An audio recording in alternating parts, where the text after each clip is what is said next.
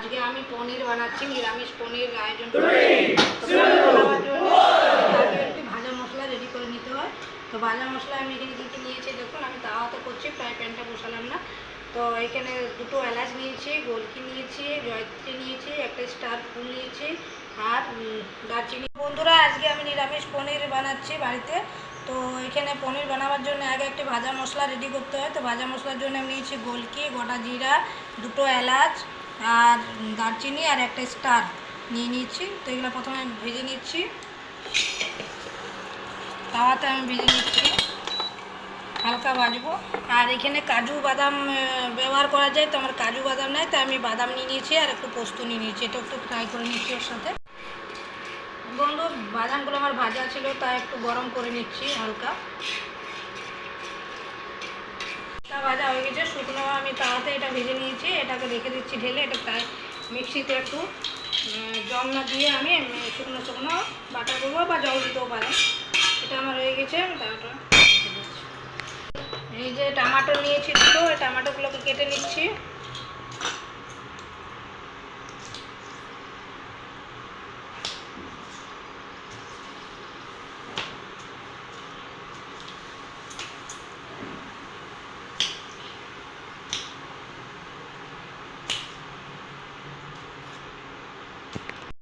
ভাজা হয়ে গেছে, শুকনো আমি তাওয়াতে এটা ভেজে নিয়েছি, এটাকে রেখে দিচ্ছি ঢেলে। এটা তাই মিক্সিতে একটু জল না দিয়ে আমি শুকনো শুকনো বাটা করবো, বা জল দিতেও পারেন। এটা আমার হয়ে গেছে, তাওয়াটা রেখে দিচ্ছি। এই যে টমেটো নিয়েছি দুটো, এই টমেটোগুলোকে কেটে নিচ্ছি।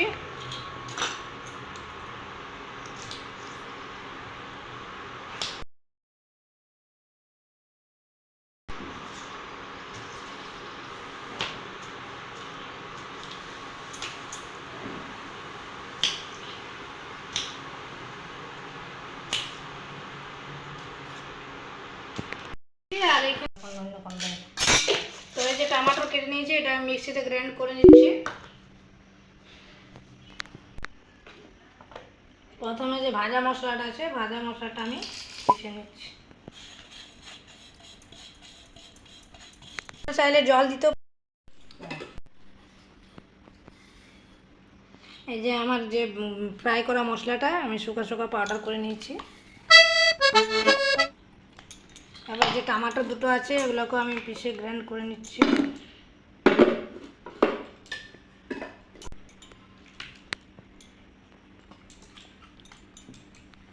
তো চলো বন্ধুরা, আমি তাড়াতাড়ি ঝটপট রান্নাটা করে দেখাই দিই। পনিরটাকে আমি ভালো করে সুন্দর করে ছোট ছোট করে কেটে নিয়েছি। একদম দেখুন সফট হয়ে গেছে, শক্ত ছিল, আমি গরম জলে নিয়েছিলাম আগের থেকে। আপনারাও চাইলে গরম জলে ডুবিয়ে কেটে নিতে পারেন, তাতে কাটতে একটু সফট হয়। দিয়েছি, গরম হচ্ছে।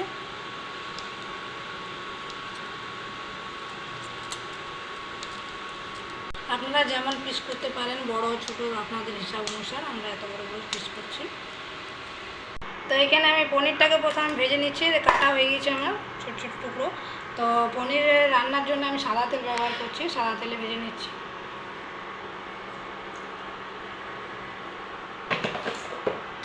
ভেজে নেব, বেশি ফ্রাই করবো না।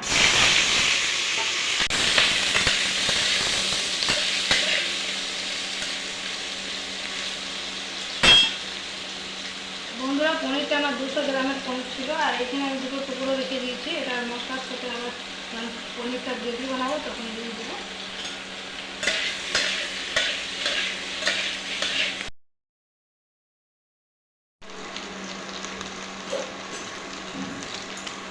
বেশি ভাজবো না, আমার পনির ফ্রাই হয়ে গেছে, একটু লাল লাল হয়ে গেছে, আমি তুলে নিচ্ছি।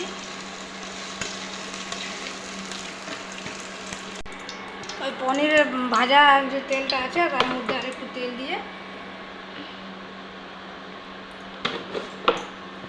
আর আমি যে ফোড়নগুলো দিচ্ছি আমি সেগুলো দিয়ে দিচ্ছি। প্রথমে আমি তেলের মধ্যে দিয়ে দিলাম মৌরি, গোটা জিরা,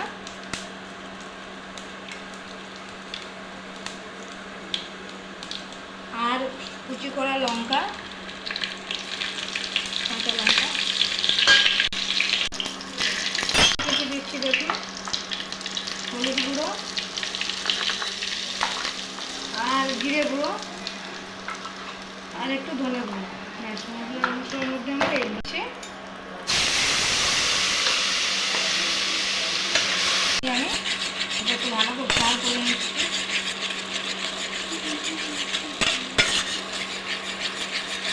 আমি শুকনো মশলাটা যে ফ্রাই করে মানে বেটে রেখেছিলাম সেটাও দিয়ে দিচ্ছি। পনিরের যে আমি জলে ডুবিয়ে রেখেছিলাম সেই জলটা একটু ব্যবহার করছি এটার সাথে।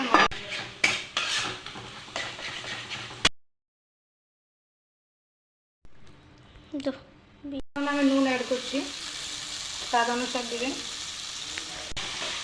বন্ধুরা দেখছেন এখন আমার মশলার মধ্যে যতক্ষণ না তেল ছাড়ে ভালো করে ততক্ষণ আমি জল দিব না। যখন আমার মশলাতে তেল ছাড়ছে আর তেল ছাড়ে আপনার কালারটা চেঞ্জ হয়ে যাবে। তো বন্ধুরা এখানে আমি সামান্য একটু চিনি অ্যাড করছি, আপনারা দিতেও পারেন নাও পারেন, তো চিনি একটু খাই।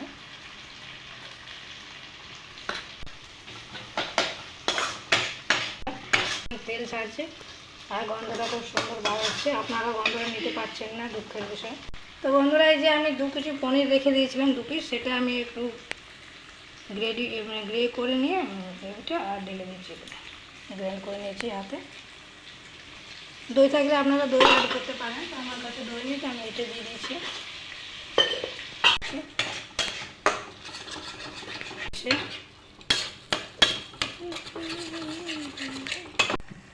সামান্য আমি একটু লঙ্কা গুঁড়ো দিয়ে দিচ্ছি বন্ধুরা। তো দেখুন বন্ধুরা আমার মশলা ফ্রাই হয়ে গেছে, প্রায় তেল ছেড়ে দিয়েছে। এবার আমি একটু জল অ্যাড করে পনিরগুলো দিয়ে দেবো, এই কালার এসে গেছে আমার। পনিরটার জলটা গরম করে রেখেছিলাম, সেই জলটাই আমি একটু দিয়ে দিচ্ছি, অ্যাড করে দিচ্ছি। ফুটে উঠুক বন্ধুরা, আর আমার পনির ভাজা রাখা যে ফ্রাই করা পনির আছে সেগুলো আমি দিয়ে দেবো এর মধ্যে, এটার মধ্যে অ্যাড করে দিচ্ছি। এই পনিরটা আমি দিয়ে দিচ্ছি।